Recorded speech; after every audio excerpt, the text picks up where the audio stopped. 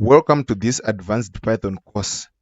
So in this video, we are going to talk about decorators, generators and iterators in Python, Lambda functions in Python, classes in Python, exception handling in Python, file handling in Python, object-oriented concepts, and asynchronous programming in Python. This is a continuation of my Python for beginners course, which I've uploaded on this channel. You need to check, the link is in the description below, and you need to take that course before, if you don't have any experience in Python, so that you can get the fundamental concepts of Python before taking this advanced course. Beginners course is going to cover fundamentals like setting up of the Python environment, variable declaration, functions, loops, and some sort of things. So please subscribe to this channel and make sure you like and share the videos so that you get notifications whenever I upload new videos on this channel. In the previous video, we talked about functions, more generic functions like the def add function x and y and return x plus y.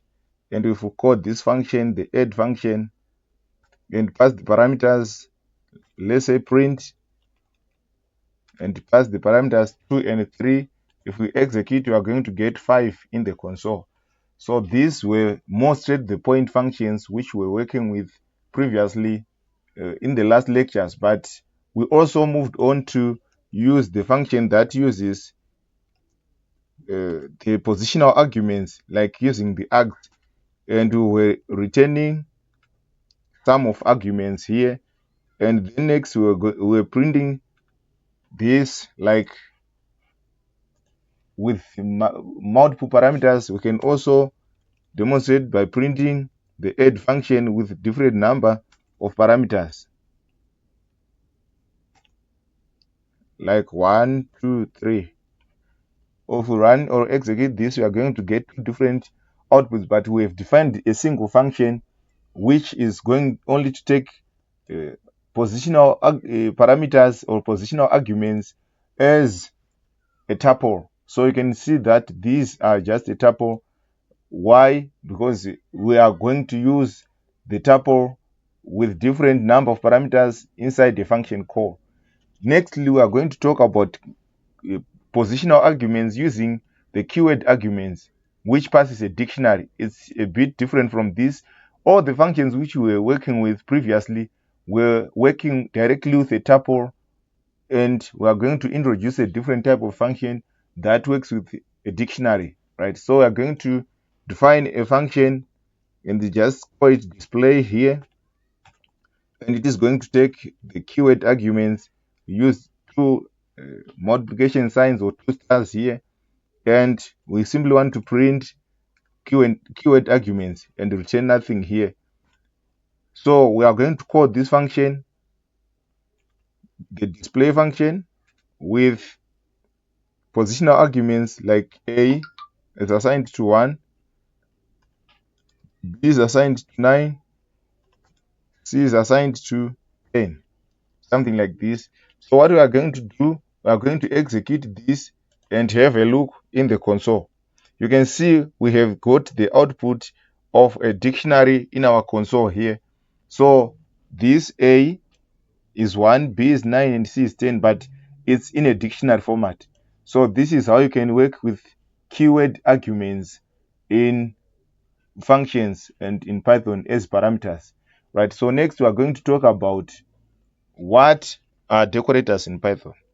So what is a decorator? A decorator is simply a function that is used to modify the behavior of a defined function. For instance, if we want to modify the function declared like this, you can actually use a decorator. So decorators are much more used in authentication and access control, where one needs to give access to certain pages, like in a system, certain pages. A system might be an e-commerce website that has admin privileges and a customer privileges. A customer is allowed to access all other pages except the addition of categories, prices, and products. But the admin is open to add those categories and products because he is the admin, or he has got the admin role or admin privileges. And we can also use the decorators in logging, right? Like we want to log a certain message when executing a block of code, you can simply call that decorator. We can also use it to actually see or calculate the running time of a function, right? The time of execution of a certain code or piece of code. So we are going to demonstrate all those three in this video. We start with a logging function, right? So let's remove this piece of code and define our function, and we call it logging function. And it is going to take a function as a parameter here, and we are going to define a wrapper for this function. And this wrapper is going to take the arguments and keyword arguments. This is just in case if you want to pass some arguments, but in this case we are not going to use these args and keyword arguments. What we are going to do is we are simply going to print before the logic, or before the business logic execution here. Excuse me for the typos. And what we are going to do is to call the function exactly with whatever the parameters it has. And here we are going to print after the business logic execution. What we are going to do is to return here. And here we are returning a wrapper. This return means we just finished executing and we don't want to go to the next line. What we want to do is just to skip the rest of the code below. Right? So this is the purpose of this break. If it's in loops, it is what we call a break statement, right? So we are going to move on to declare our function now.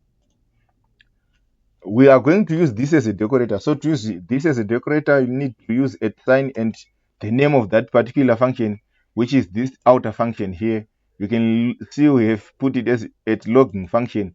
We are inheriting the behavior of this function into the next function. And what we are going to do is we are going to define another function, and we call it some function here that does whatever it does. What we want to do is to print that we are inside the business logic.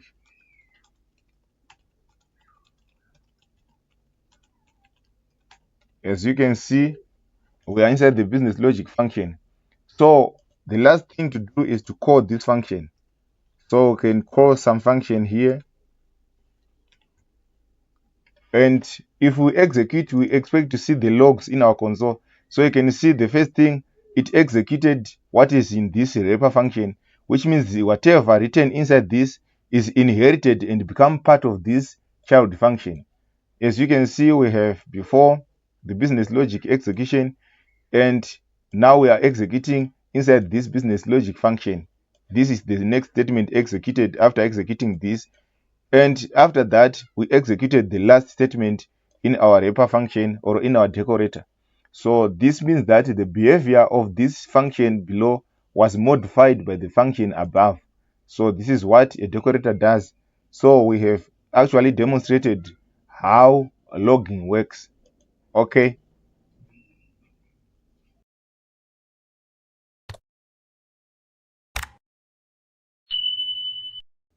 Next, I'm going to show you how you can see and implement the time logging.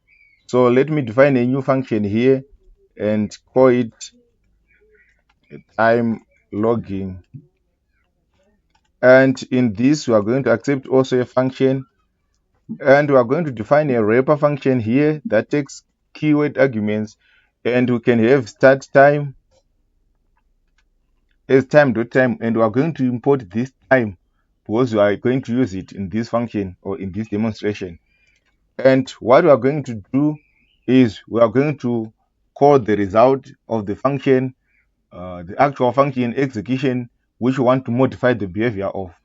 And after that, we are going to, let's say for instance, let's also import the date and time here. Import date, or let's say from from date time import date time, something like this, right? And after start time, we want to print the date time date now. Okay, and after here, what we are going to do, after calling the function, we want to also print the time we completed the execution of the function, right? And what we are going to do is to have the end time here, and we are going to print also the time taken to execute this function here.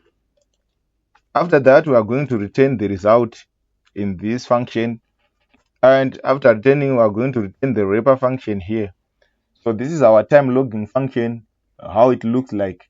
It is going to modify the behavior of a function which we are going to define, and it is going to be executed at this particular time, right? So let's go ahead and define our time test function. We are going to use a decorator of time logging, and what we are going to do is define the function. Let's say time test here, and what we are going to do is print something here. We are inside the business logic function, here. Okay, and after that, you can just go ahead and call this time test function, and we want to execute it.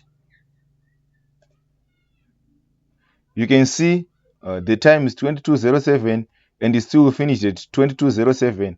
You can't actually see what's going on. So what I'm going to do is to throw some sleepy time here. I can say time.sleep inside this function, and we'll give it, let's say 6 seconds, and execute this.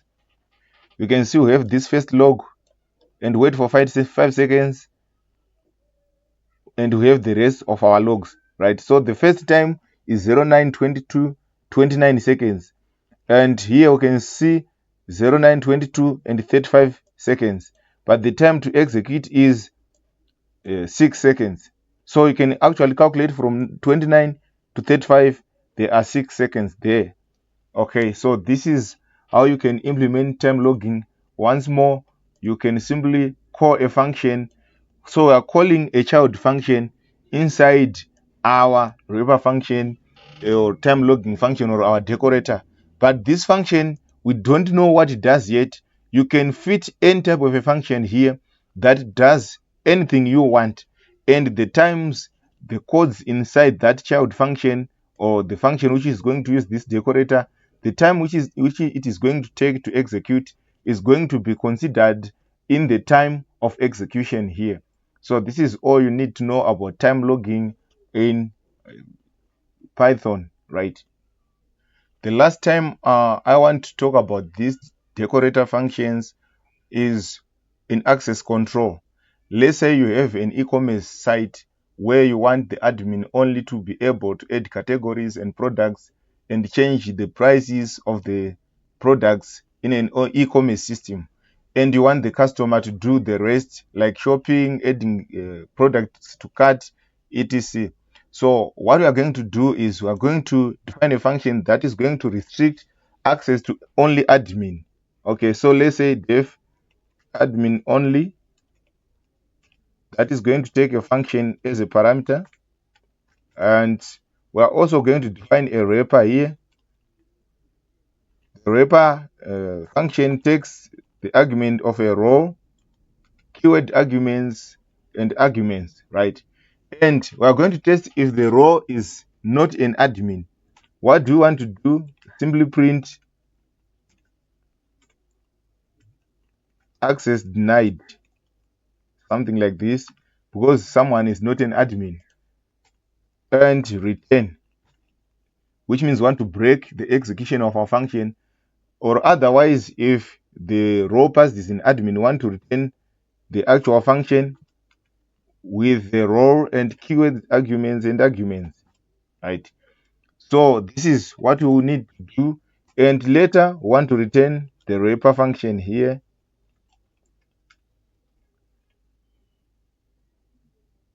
Okay, spelling of return is misspelled here. And then this decorator is complete now. So we are going to define another function and use this decorator of admin only, and this, let's say, categories. And we want to put a row here. What we are going to do is print inside the category business logic of a system, right? And what we want to do is to break this execution after. So the next thing, we are going to call our category function, and we are going to pass the row of user first, excuse me, and let's execute this. You can actually see that access denied. Why? Because the row passed here is not an admin, but it's a user. So let's go ahead and pass the admin here and execute. You can see that we are inside the category business logic. What it is doing is it is going to restrict the access, which means if you take this in an e-commerce site and put it on top of each and every function that you want a user to have the privilege of an admin for him to be able to access that particular function or the logic in that function, you can simply do this and put the decorator on top of that function. And you can make this function more advanced and so that it extracts the user role from the actual database, and it is going to use that role to actually determine the level of access or the privileges of that particular user. Functions have introduced us to where we want to learn about global and local variables. So what is a global variable? Let me remove this. A global variable is just a variable that is going to be accessed throughout the course, the whole file, a Python file or Python module or a Python class. It is going to be declared maybe globally in a class or in a file or a module. So let's take, for example, we want to declare our variable x as 10 here. This is a global variable, and we are going to declare a function, and we are going to say this function is in function. It's just a name, and we are going to, let me first pass no parameters in here, and I'm going to declare another x and initialize it with 7 inside here. What I'm going to do is I'm going to print this x and say inside a function, and after saying inside the function, I want to print the value of x. After that, what I'm going to do is I'm going to call this function in function, and after calling this, I'm also going to print outside the function and put x here. So if we execute this, I'm going to get two different values even if we declared two x's in our code. Right? You can see we have declared x on this first line and we have declared x inside this function. You can see the space behind the indentation, and you can see that this x or this block of code belongs to a function, n function, right? So what it means is this variable is not accessible outside this function. The scope of this variable is going to end inside this function. So this is going to carry on from this function at this point, and we are going to get the value of 10 here. Let's test this by removing this x from this line, the first line, and try to execute this code. You can see that name x is not defined. It is complaining that this x here, you can see it is highlighted on line 7 here. This x is not defined because it's globally unavailable, and this line can't access the code inside this function, even if the function is called here. Okay, so this is what we call a global variable, and we are going to remove this. We are going to undo this and add back our x is equal to 10. Okay, so let's try to remove this inside function declaration and try to execute this. You can see that this x is assigned to 10 is also accessible inside a function, but a variable declared inside the function cannot be accessed outside the function. So this is what we call a variable scope. I can undo also here. There's another way to declare a variable that is local to this function. I can put it inside this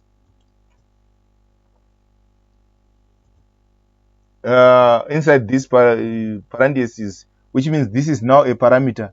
This means this variable is also accessible only to this function. Okay, like you can see, if I try to modify, or if I say x is equal to 9, as you can see, what are we going to do if we execute this code? Okay, missing required positioner, or I'm calling this without a value. So I can actually not pass direct a value inside here, and I can pass a value inside the function call here and put 9, something like this. Let's execute this code. You can see the value of 9 at this point is 9, and this is limiting 9 only to the scope of this variable. Okay, and to the scope of this function. So this is what we call a global or local variable. So this is a local variable and this is a global variable. I've introduced this topic because we want to look at classes in the next lectures. So you should be aware of these global and local variable declarations.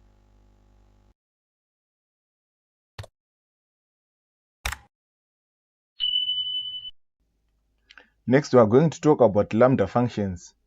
Lambda functions in Python are anonymous functions defined using Lambda keyword, and they are used for one-time operation in most cases.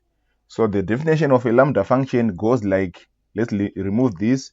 It's not going to be defined as a regular function which we were working with previously, but we are going to follow a different approach. So it's Lambda, then we put arguments here. Sorry for the typos, arguments, and then expression. So this is how one can define a Lambda function.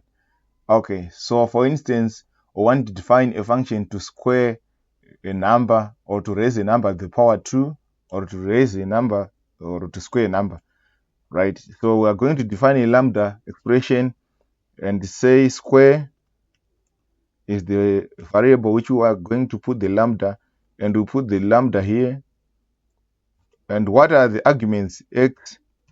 And what we want to do is x raised to the power of 2, or x squared, right? So what we are going to do is we are going to call this function and we raise the square to 5. So let's execute this. You can see we are getting 25. So this is the Lambda to raise a value or n variable to the power of 2, right? So if we change, we put 4, we're going to get 16. We put 7, we're going to get 49. So this is how you can actually raise to the power of something. So for instance, let's say we want also to, I've done with this example, let's say we want to add numbers. We can say sum here is equal to lambda, and we put x and y here. Then what do we want to do is to say x plus y. Okay, so what are we doing is we are adding two numbers, so we can print to the console sum of 1 and 2, we get 3, right? So this is how you can actually work with a lambda. So these are the simple lambdas which you can work on. Working with lambda on a list. So we are going to remove this and define a list of numbers here. 1, 2, 3, and 4, for instance. So we are going to see how the map function in the lambda works. Okay, so what it does is it is going to apply the lambda function to each element in this list. So for instance, let's declare our lambda function here and say squared. We can say squared is assigned to a list. Then we want to map lambda x and raise this x to the power 2. So we are going to raise each and every element in this list to the power 2 or squared. We are going to square each and every element. So we can print squared here and execute this. You can see we are getting 4, 1, 4, 9, and 16. So before we can print numbers so that you can actually compare how each and every element was manipulated. So print numbers here, you can see we have 1, 2, 3, and 4, but here we have 1, was 1 raised, 1 squared is 1, 2 squared is 4, 3 squared is 9, 4 squared is 16. So this is how you can work with a lambda, and this is called a map function, right? You can see we have used a map function here. We have used a map function here. So this map function is going to be used to apply the lambda function on each and every element in a list. We are going to demonstrate how we can use the filter, right? So the filter function or the filter lambda function, the filter elements based on a condition, right? So if we want to filter the elements in this list, let's remove our map function and use the filter. And if we want to use the filter function here, what we are going to do is we are going to look for the even numbers. Okay, so we are going to say even, or even if you say odd, it's one and the same thing, list, you might want lambda filter. And what do you want to filter are all the values that if we divide by 2, they will give a remainder of 0. So this means this is an even number. So I'm going to print the even here and have a look. So we have 2 and 4 only. But if we change this equal to 0 to 1, we are going to get odd numbers. So let's change this to odd also to demonstrate this. Odd. Okay. If we execute this, we are going to see we got 1 and 3. So this is how you can use the filter. It is going to be used to filter elements according to a certain condition. We are going to demonstrate how to use the reduce. The reduce is used to reduce the values to a single element. In most cases, like we want to add the numbers in this list or the numbers list. So what we are going to do is we are going to declare the sum. And what is the sum do we want to do? We want to reduce the lambda of numbers here. You can see we put x and y as our arguments, and the expression is x plus y, and we want to perform the action upon the list of numbers here. And what we are going to do is to print this sum. As you can see, we have reduced this to a single value, which is 10. So this is how the reduce works in lambda expressions. Let's demonstrate how you can use sort with lambda functions. So what I'm going to do is to remove this code, and I'm going to declare a list of students here. And this list contains a tuple inside. I give a name as Alice and the age to be 23. And the second student, let me put him as Cole, and the age is 21. Let me put, excuse me, I forgot to make it a tuple here, and let me put another tuple, a student of Chai, and the age of 78. Right. So what we are going to do is we are going to sort these students using the Lambda function. So we are going to say students.sort, then we put key call to Lambda. Here we are going to put student, and we are going to sort with the student age here. So we are going to print students, right? So firstly, we are going to print these students, and we want to compare the results before sorting and after. Let's run. You can see initially we are getting this list as it is: Alice, Cole, and Chai. But after sorting, we are getting Cole, who is the least age here, Alice the second, and Chai the last. So this is how you can use a lambda to sort things or students. We are going to talk about classes. A class is a blueprint of an object in Python. So a class simply holds the data which needs to be a description or the details of a certain object. For instance, if we have a person, we know that a person have got a name, a person have got an age, sex, and some details which you can name. Okay, so if we want to have or to hold those values of a person, of each and every person, let's say we need a standard of accepting the details of a person at a certain college. We know that there are certain details which we look for: the age, the gender, the name of that person, and the grade of which or the previous qualification he has. So we are going to declare that blueprint as a class, and it is going to be declared with lower cases of characters. And let's say we need to declare a class called person. And we know that the person, we need to have the name, and maybe the name is Colin, and the age of that person is going to be 24. Okay. So what we have done is we have declared the class and directly initialized the values or hard code the values which we want to work with. But this has got a problem. We are going to correct this when we are going to do the initialization or instantiation, or the when we are going to declare a constructor in this class. So we are going to try to create an instance of this class, and then we want to print the name of a person in this class, right?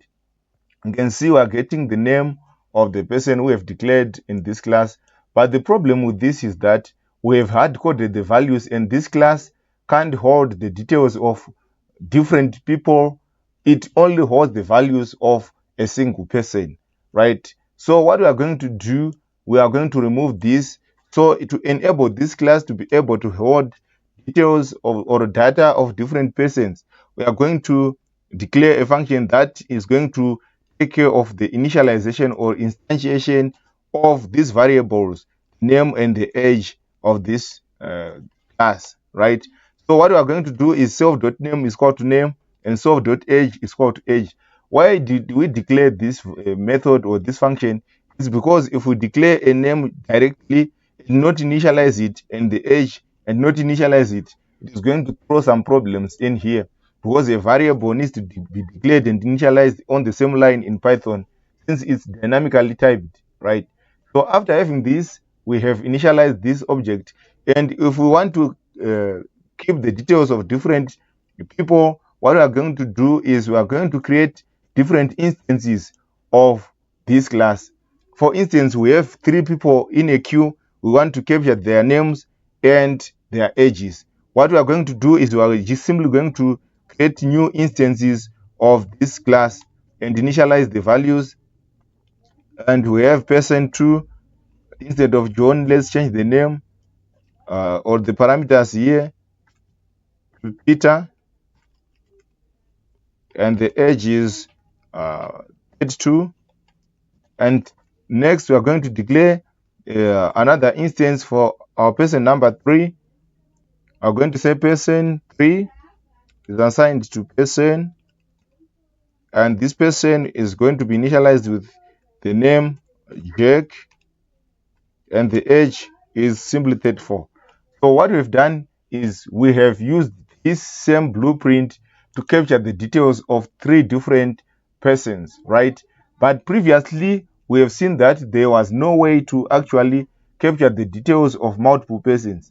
But here we can print the value of person 1.name, person 2.name, person 2.age, and person 3.name.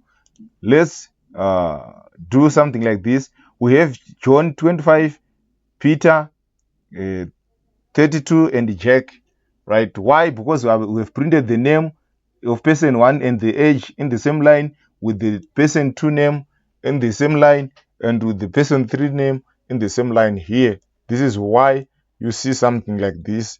So this is how you can declare a class and instantiate it. So you can also have the methods in this class that is going to work upon the data that is provided.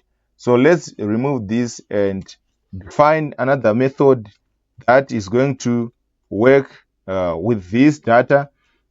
Let's say define a function called greeting inside here and put a self here. And we have let's say self, and what we are going to do is to say print good morning or good afternoon. And what we are going to do, let's format this to a string. So to format this, use f here and use this and say the self.name. What we have done is we have put the name inside this the quotes as a string and format it to actually say this is actually a variable inside these curly braces. So after that, what we are going to do is we are going to create an instance of this class, and we have person assigned to person class. And after assigning this person class, we can say John, and the age is 56. So what we are going to do to call this function, we are going to use the instance, the person, and we know that we can access everything under this class. So a person dot greeting, we are greeting this person which we have initialized here or instantiated here. So we are going to run this, and you can see good morning John. So you can declare as many methods as you want inside the class.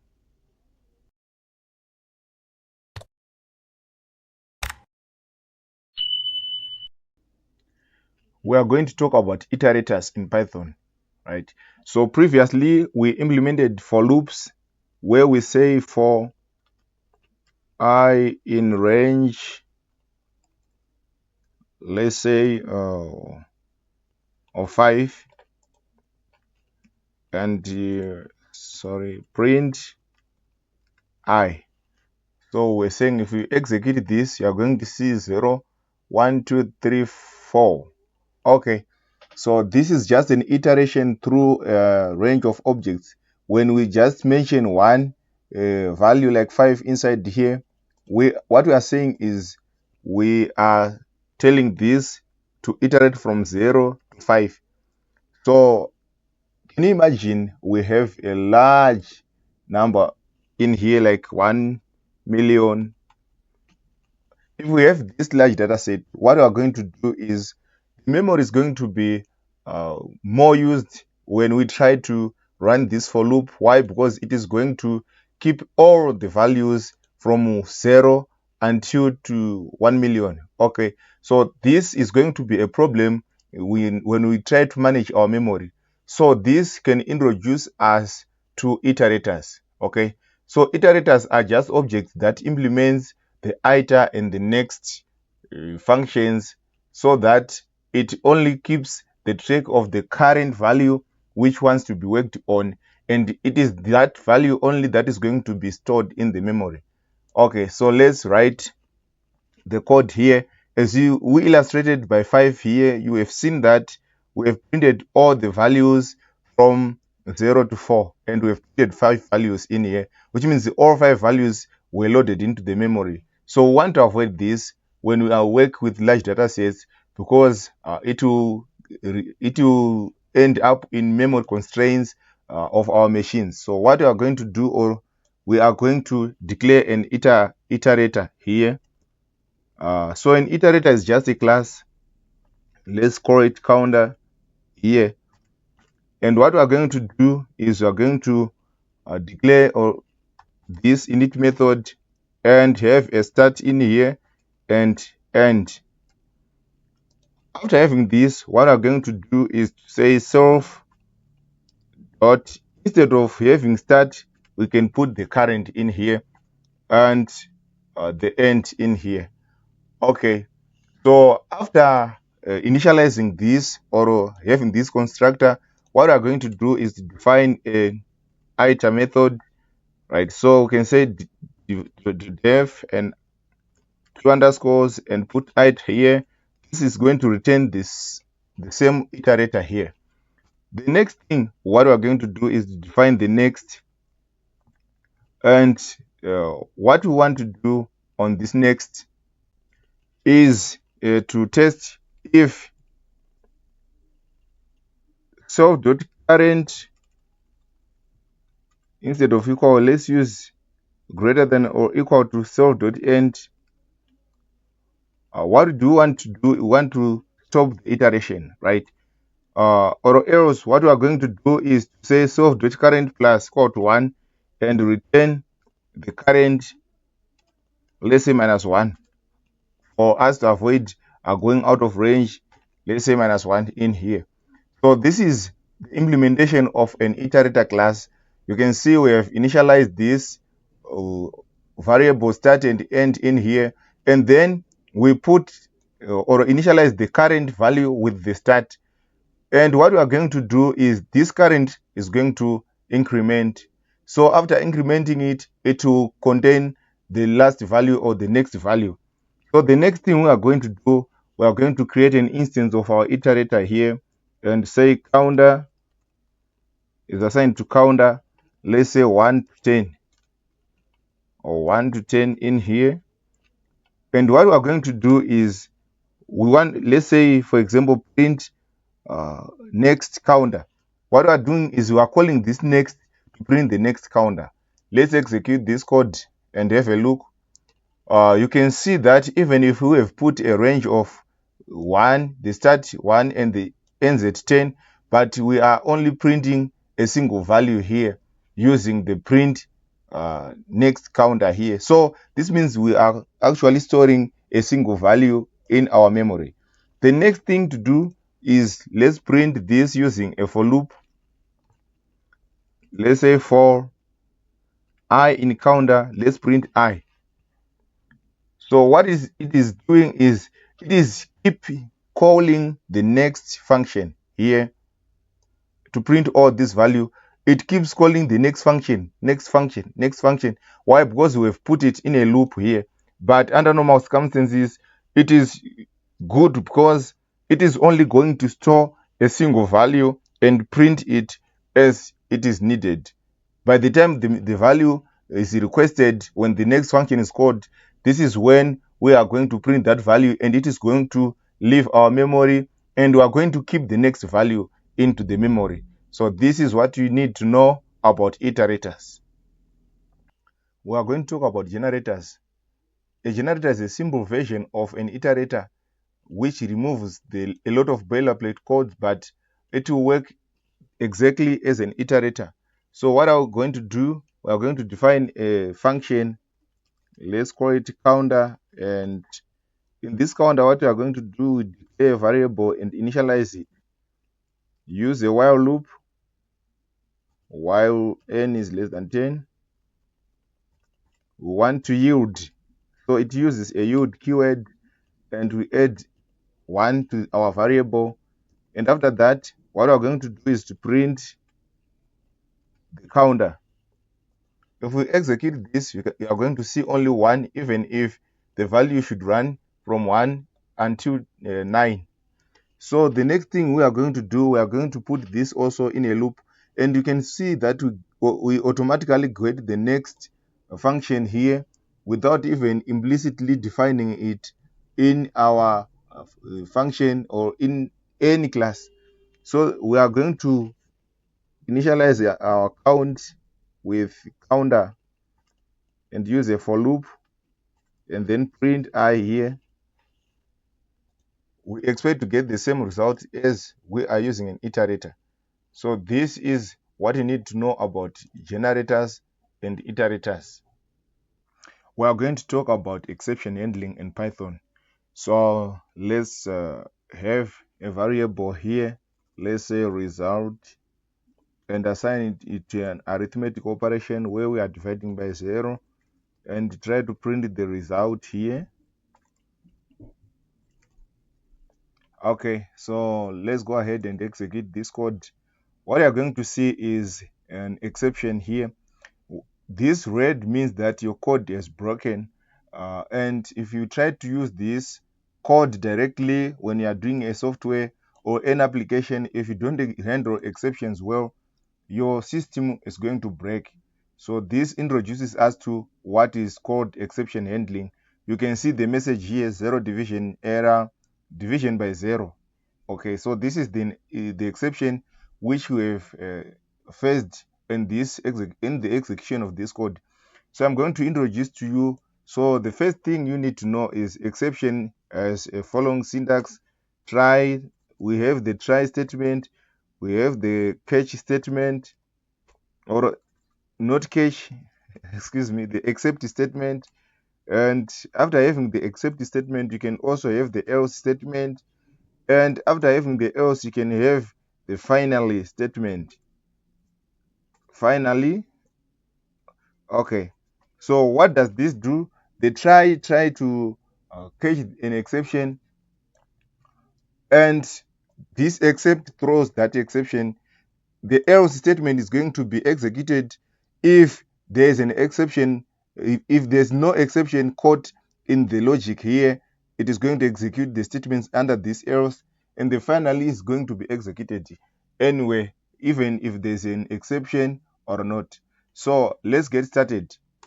Try here. What I'm trying to do is to get the result of the arithmetic operation when we are dividing by 0. So after having this, we can simply print the result here. And what we're going to do at the same level with try, we're going to do except. We can see as a 0 division error here. And what we want to print if there is an error, we want to print there was an exception. Like in this case, we know what type of an exception is it, and we can simply customize our message. You cannot divide by 0 in this case, right? So divide spelling here. And after having this except, what I'm going to have is the else statement. What does this else do is to print, either print the result or print, let's give it a string here for clarity. Print in the else, meaning there is no exception in this case. And after that, we are going to have the finally.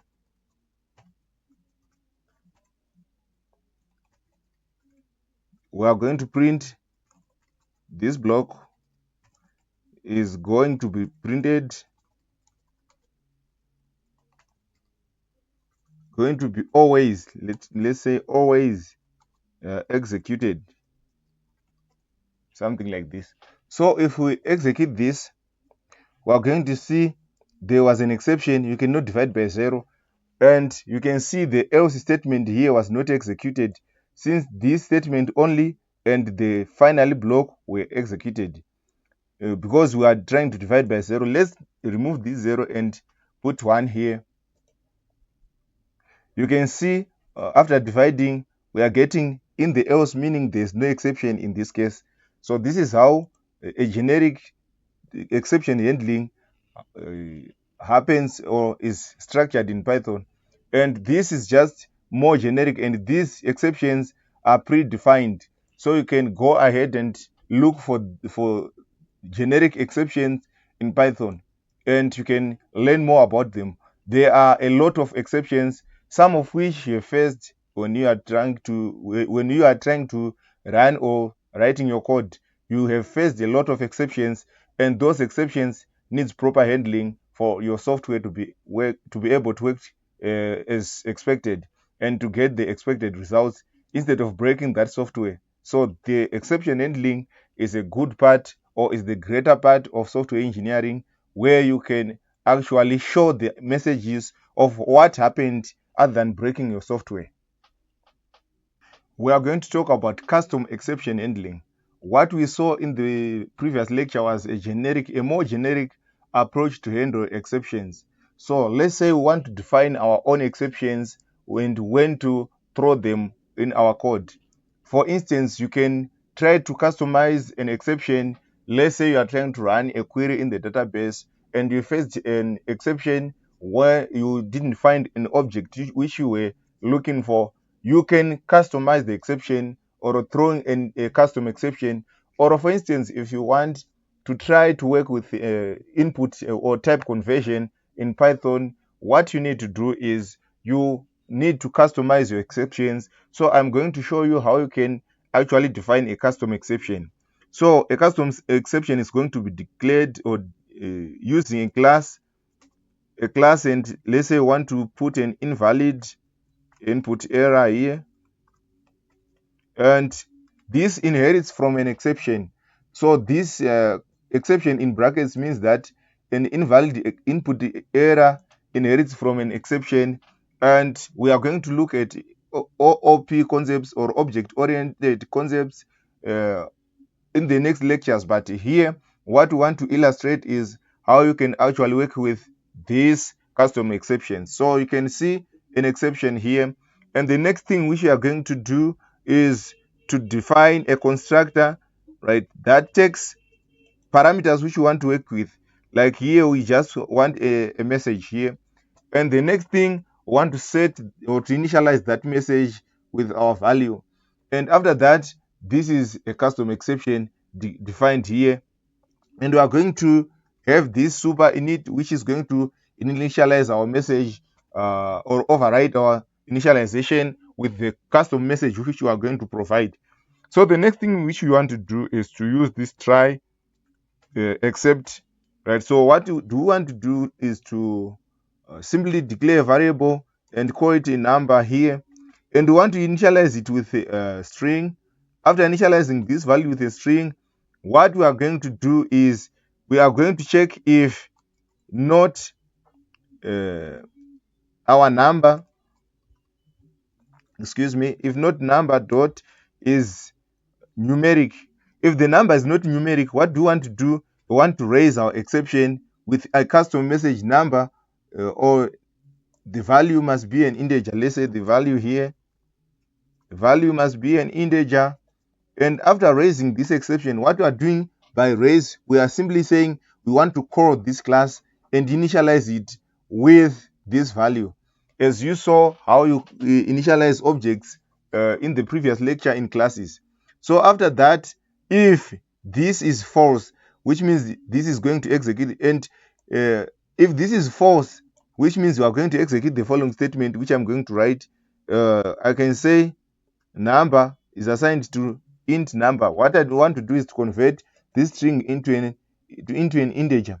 But if this condition is true, if we raise this exception, this means that there is no further execution which is going to take place in our code, and this is going to break and simply go straight to the except to print our exception if there's an exception.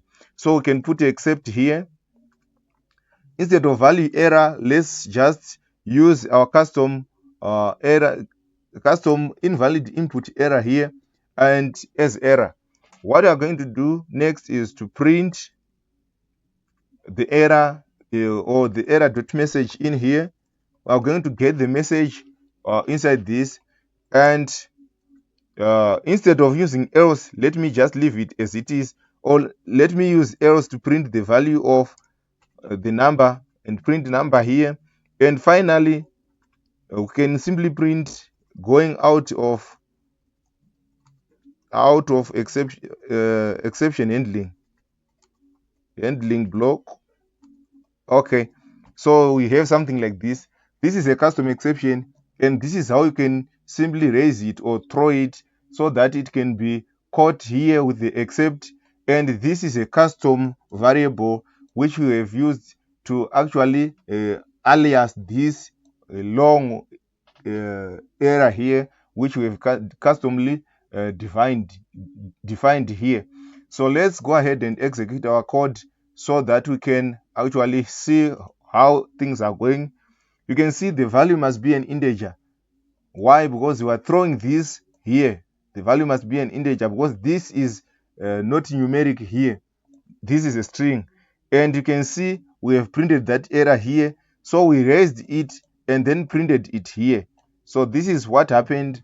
As you can see, going out of exception, this is the block which we have said it is going to be always executed. So this is what you need to know about exceptions and custom exceptions.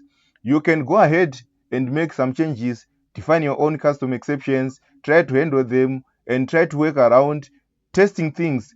You should not be afraid to experiment things when you are a software developer. Why? Because this is going to open new insights for you on how you can handle or how best you can handle your code.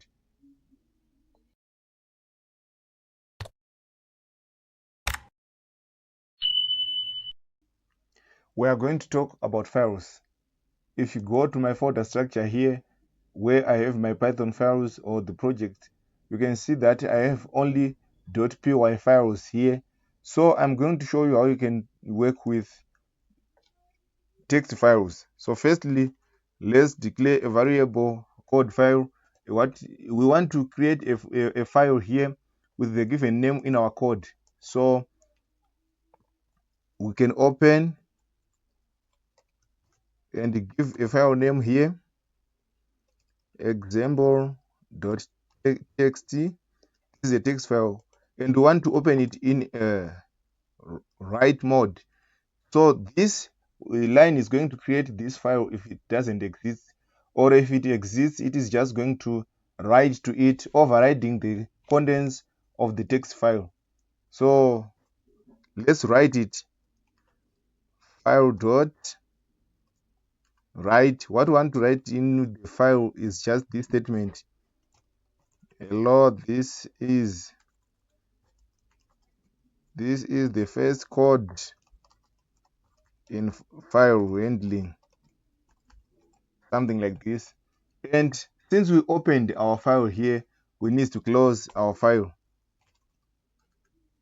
If you open your door, you need to close it. So here we open the file and we need to close it for us to be able to preserve the memory of our machines. So let's execute this code and have a look. You can see there's nothing in the console because we are not printing anything. So this is the first code of handling a file. We have just created a file. If we go to our folder structure, you can see we have example.txt, and if you double click it, you can have this line already written or appended to this file. So this is the first code. When you want to read a file, you simply do the same again. File called open, and you want to open the same file, example.txt. Not this time, not in writing mode but in reading mode. So you need to take care of this, or to read and understand how these keywords works. As you can see, we have R for reading, and if we want to read binary, we can put a B here, and there are so many more which you need to look by yourself so that you can understand. So I'm going to demonstrate the writing and the reading of a text file. After opening a file in reading mode, we are going to get the contents of this file. and then print the contents. Finally, close the file.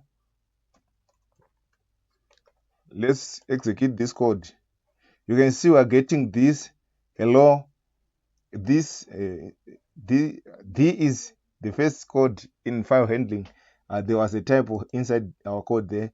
So you can see this is how you can read the contents of a text file. So now we have read the contents of our text file, but we already have the another files in here, the .py file, the control flow file. So let's say we want to read this. You simply need to put the name here, control flow.py, and execute. So you need a file and its extension for you to be able to read it. So you can see the code which we wrote in the control flow here. We last wrote a while loop here. So this is what you need to know about file handling. I can also introduce you to using a with statement.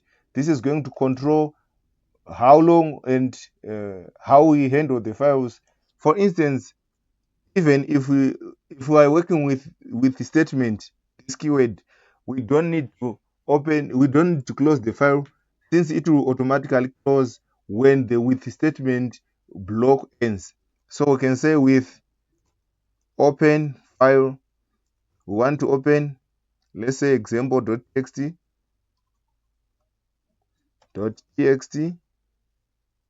and example.txt want to read it, and we can put an alias as file here. And what we are going to do is to read this file. So contents, as we did previously, we got file.read, print contents. So there's no need to close this file because it will close automatically when this block ends. So let's execute and have a look. You can see we are still getting our output in the console. So this is how you can work with file or files. And you can also use exception handling when you are dealing with files. You need to just look at how you can apply exception handling. This is your assignment for you to be able to learn more and to be able to apply the concepts which you have learned.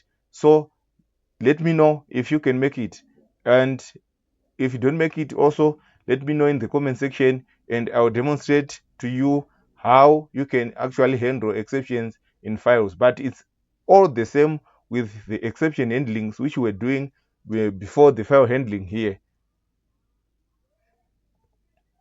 We are going to talk about asynchronous programming. So previously we were defining our functions, like let's start by importing time and define our function here called task and put a name. We are going to print something here, and we string format this, starting task and put a name here. After this, we want to sleep the thread for about 2 seconds or 3 seconds. Let's put 5 seconds here. And after sleeping the thread for 5 seconds, we want to print finish task and then the task name. We are going to call this function, and we are going to call it 2 times. So let's put task, and the name is task1 here, and call also this function with task2. So let's execute this code. You can see starting task1, and we wait for 5 seconds, then finish task1, and starting task2, wait for another 5 seconds, it will say finish task2. What this means is we are blocking the main thread when we are executing this code, which means the next line is going to wait for the previous line to complete the execution before its execution. So you can see we have printed this, and we head on to this line and waited for 5 seconds to print this line. And when we call this function, we call the function, and it gives us a wait of 5 seconds, executing only a single task, then moving on to the next. So asynchronous programming is going to introduce us to concurrent execution of these tasks. So we are going to demonstrate how you can use asynchronous programming to concurrently execute these two tasks, and this can improve the utilization of the main thread. This is called a blocking concept since we are blocking the main thread. So next I'm going to show you how you can concurrently run the tasks at the same time. So we need to share the thread using an asynchronous programming and the wait keywords. So we are going to import async IO. This is what we call non-blocking, which we are doing here. So to define a function, you use an async keyword and define the function, giving it a name and the parameter of a name in here. What we're going to do is to print starting, we need to format this. I keep forgetting to format this string and put a name in here. After that, you need to sleep for some seconds. So use await keyword to sleep. Let's say we want to sleep for 5 seconds. The main thread will sleep for 5 seconds, and after that we print finished in the task name. Then the next thing we want to do is to define another function that is going to implement the running of these two functions, or the core of two cores of the same function, to see if we can actually use or we actually run two different function calls in the main thread at the same time. So this is the function async dev main, which awaits and gather the tasks here. And after this, we are going to call async io.run main. What we want to do is to run this main thread. So what I'm going to do is, this is not the main thread, but this is now the main thread. So we have run the main thread, but it is going to be shared with these two tasks. Let's execute this code. You can see starting task 1 and starting task 2. So these two tasks started and they wait for 5 seconds and they executed also. So we are going to see in the console task 1 and task 2, and in the finish we also see task 1 and task 2. This means that the execution of this of the function calls, the first one and the second one, was done concurrently without waiting or the thread sleeping for 5 seconds. When the thread reached this await 5 seconds, it went on to execute the second core of the function, and to find out that it is waiting also for 5 seconds. So it printed this. Since it executes first, it printed the first function core, that it is complete, and then printed the second, it is complete also. So this is what we call concurrent programming or asynchronous programming in Python, as illustrated in this video.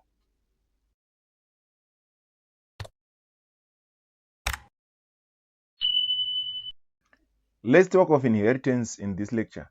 We have this diagram here. You can see we have a person, a student, and a teacher. Inheritance is simply the behavior of a class inheriting from its parent class. So we have a person and a student. We know that a student belongs to a person class and a teacher also belongs to a person class. So if we want to take the details, or if we want to have the details of a person, we know a person can be described by the details such as name, age, gender, and so on. So a student can also have those details, but when it comes to a student, the specific data of a student that tells us this is a student number.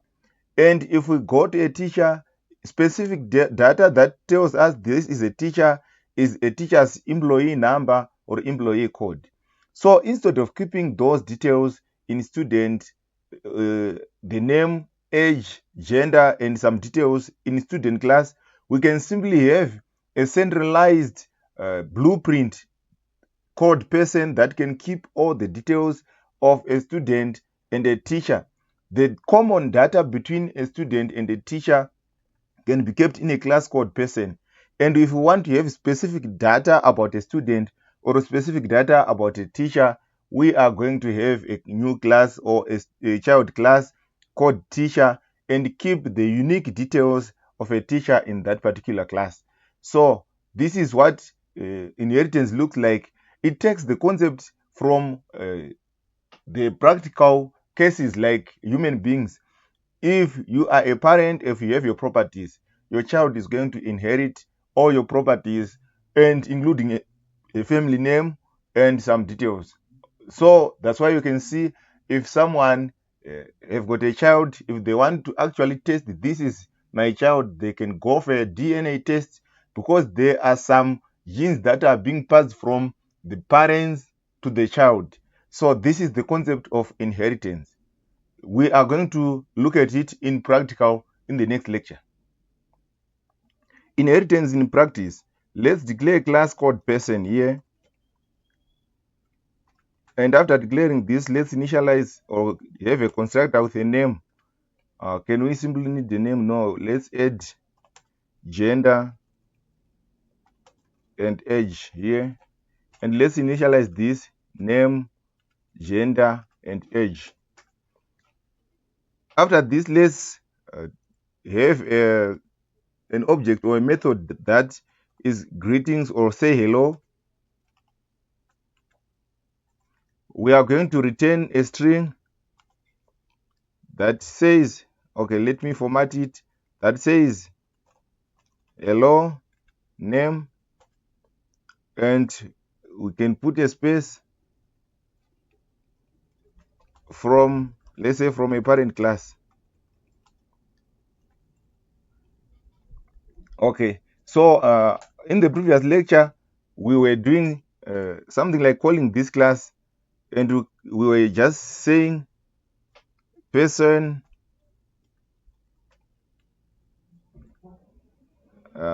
excuse me for the typos, person is assigned to person, and keeping these details.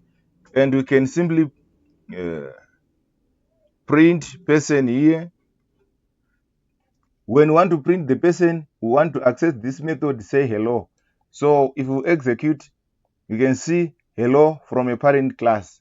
So this is what we were doing, but to show how inheritance works, let's not do something like this. Let's remove this calling or instantiation of a class.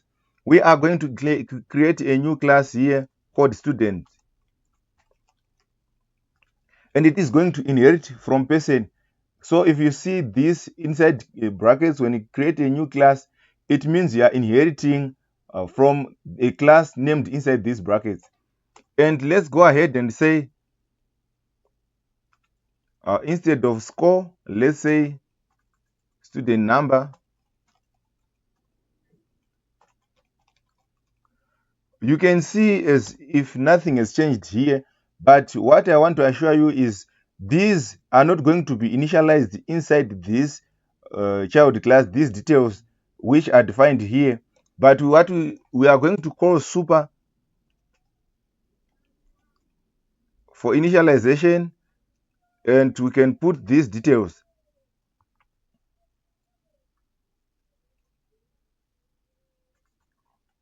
Its name, gender, and age. And after having this, we can now assign our new variable here below here, so that you can see self.student number is assigned to student number. This is the constructor of our child class. So let's go ahead and declare another method and say display student. What we want to return is student. So format hello from student. And you can give a student number, and you can say the name is and self.name. You can see we are trying to access the name here, but it was not explicitly initialized in this child class, but it is initialized in this parent class. So we are going to declare or instantiate our a student class now.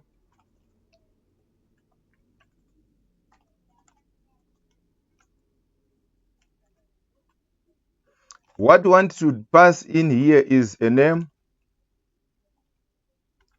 age, and also we want to pass a student number as a string,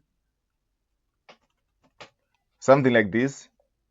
And let's go ahead and print student.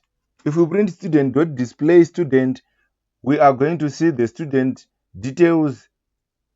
You can see hello from student number 78866. The name is John. We have initialized it here, but these details are being passed from the parent class, as you can see that we have declared these students in a parent class, and we are not initializing them in here, but instead we are simply calling a constructor of a parent class. But by doing so, we are getting all the details. Let's go ahead and try to access this. You can see that the student class is going to inherit everything from this parent class, even the methods. So let's go ahead and print the student, and we want to say hello. You can see we also have access to say hello in here, and if we execute, we expect to see from hello John from parent class, and this is from a child class. So you can see that the methods of a parent class are also being visible in the child class. So this is what we call inheritance. If we want to declare more classes or objects, we can go ahead and, for example, declare a teacher here, a class called teacher, that inherits from a person, and we want to have a teacher number inside here. What we are going to have another also is initialization of this. So we can call super and say dot. In it, we initialize name, gender, age, and after that we go ahead and initialize our teacher number. And if we create an instance of this, let's say define another method. Let's keep a line here. Define another method, display teacher self, and return something like this. If we create an instance of this, we are going to have a teacher instantiated with teacher, name male, gender male, age, let's say 45, and name is Peter, and student teacher number is 5. And if we print teacher.display teacher, we are going to get another message also. You can see hello from teacher number 5, the name is Peter, and the next is hello from student number 7 something, the name is John. Hello John from the parent, because we called the parent from a student class, not a teacher class. So this is how you can actually work with inheritance. Let's demonstrate how multiple inheritance works. So you can have your grandchildren, you can have your children inherit from you, your grandchildren inherit from your children, and your great grandchildren will inherit from your grandchildren also. So this is a hierarchy of inheritance. So this is what I'm going to show you in this lecture.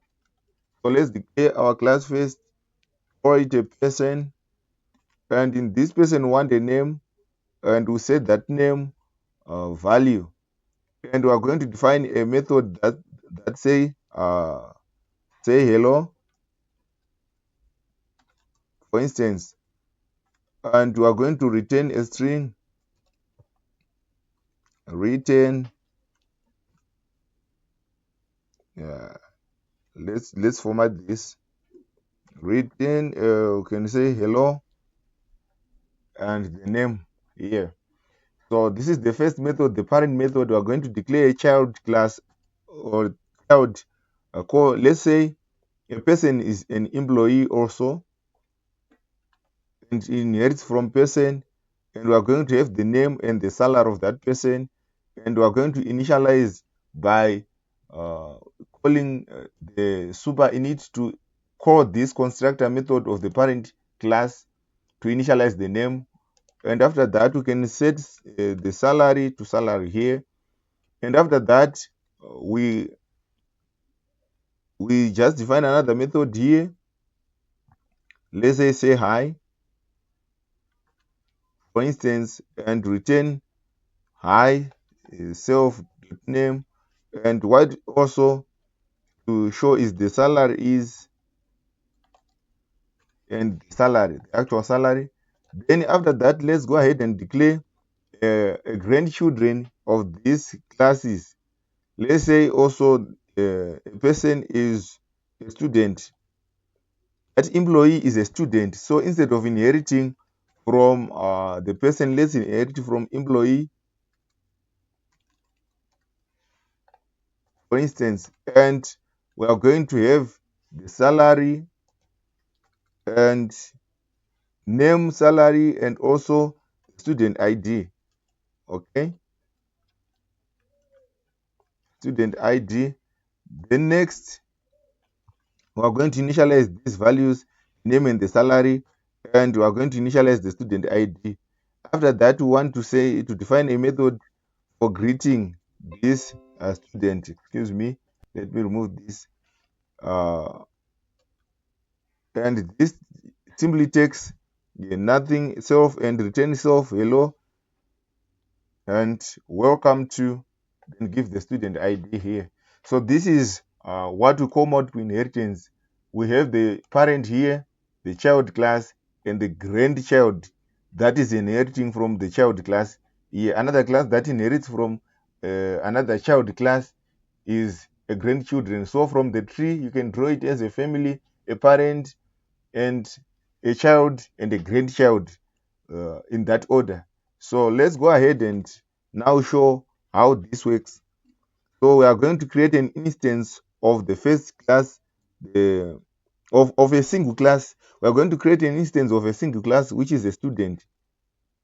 We know that we are going to call all other methods from this. So we passed the salary in here, and let's also pass a student ID.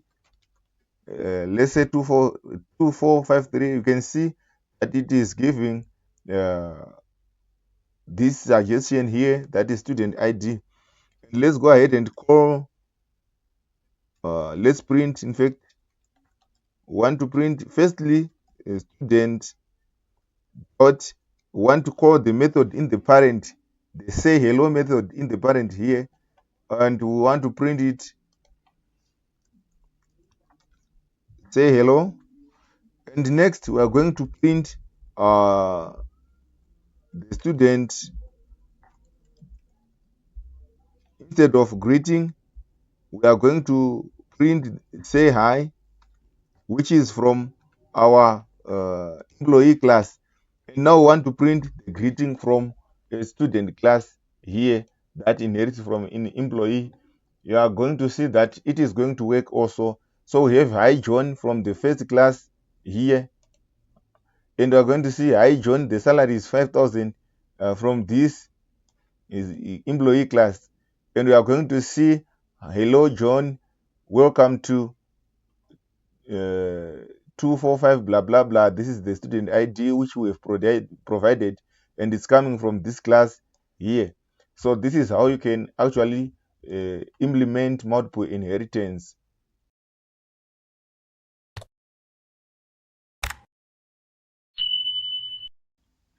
Encapsulation. Encapsulation is just the ability of a class to hide some data or restrict the access of some data which is defined in it. So let's define a class called account here, and we can have initialize the account with, let's move all the other details and say account name and balance here instead of account number, right? So we can initialize our account name, and the balance, you can say self dot 2 underscores here and balance. If you see a variable initialized like this in a class with 2 underscores before the variable name, it means that this variable is simply a private variable. It is only accessible within this class. So if you define another class and try to access this variable, you are not going to be able to access it, or even any instance of this class cannot directly access this variable. But there's need of a method that can work on this to access this variable and manipulate it. So let's go ahead and set an example. Let's say it's a deposit. We want to deposit a certain amount in the account. So we can say self, and this balance is going to be added, the amount which is being deposited, and return dot balance here. We can return nothing since we are just depositing here. Let's return the balance for clarity. Self dot balance in here, and we can also have another method that act upon this, which is withdrawal, and we want to check if the balance is greater than the amount being withdrawn. We can have this and return the balance after subtracting the amount being withdrawn.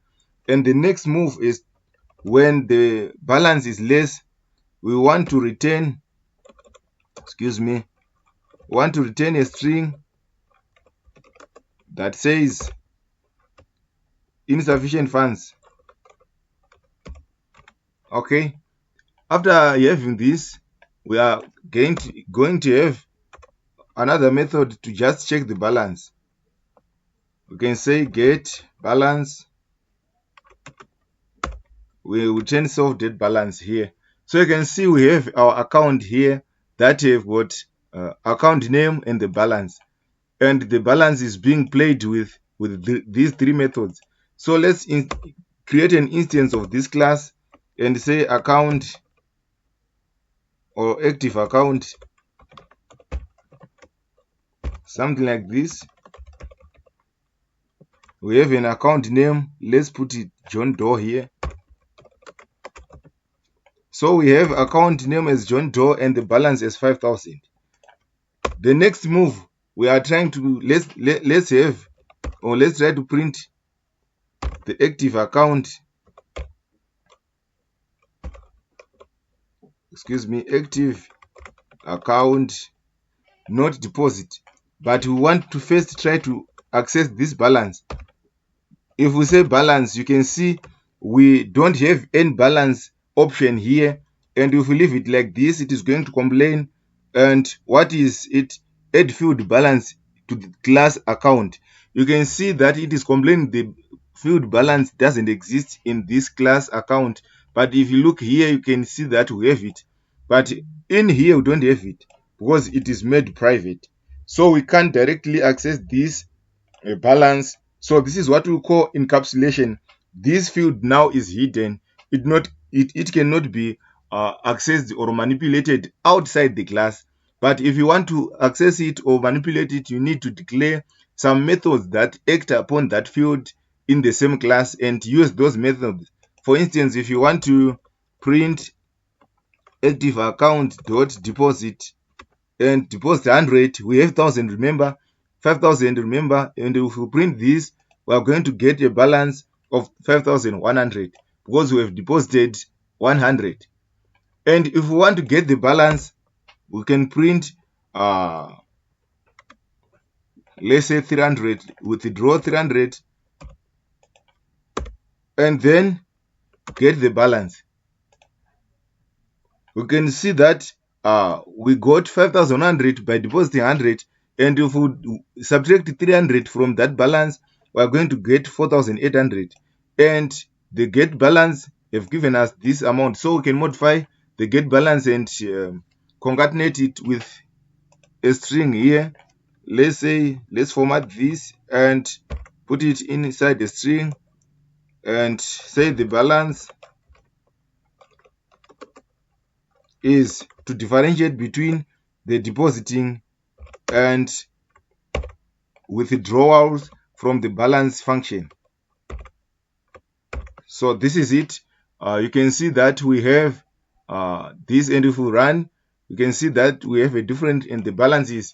You can see that this is the get balance method inside our function, inside our class. So this is what you need to know about uh, encapsulation. Let's talk about polymorphism. Polymorphism is simply the ability of an object to take any shape. So we are going to demonstrate it using a class. Let's declare a class called shape. And inside this class, we are going to define a function that calculates the area, and it returns a string. Hello, this is from the parent. Okay. And after this, let's also declare a different class that is going to inherit from this. Let's call it a rectangle that inherits from shape, and we are going to initialize with the width and the height for the rectangle, and set the width and the height, initialize them here. The next thing we are going to do is to define the area, and we are going to return self.width and the height. What are we doing here? We are overriding this function inside this, or this method inside the shape parent class. We are overriding it in the child class. You have seen that previously when we were talking about inheritance, we would prefer to define a method with a different name here and here, so that we demonstrated how you can call the method from the parent. But now we want to call the same method with the same name from the parent, but getting different behaviors.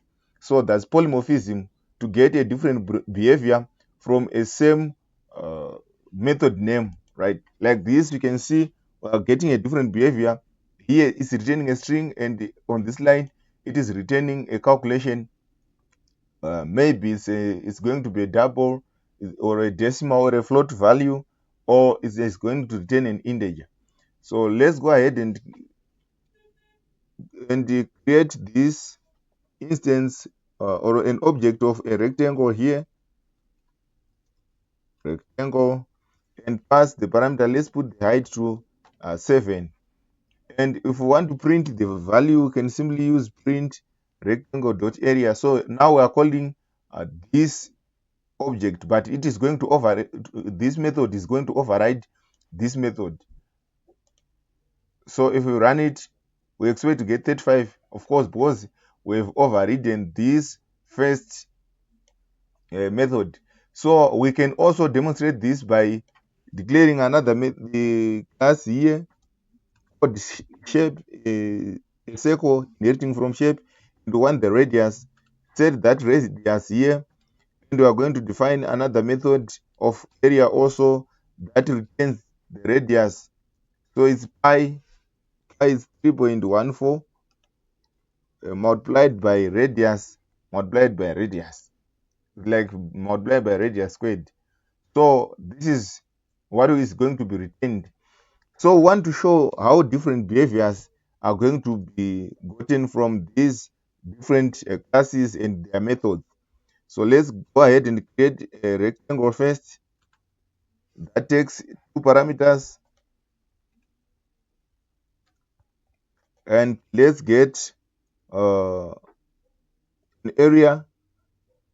Let's print the area of the rectangle, and let's go ahead also and get an object of a circle here, and put 5. Let's put 2 as radius, and print the circle dot area here. Let's also print the parent class method output. So let's call a shape, assign it to shape here,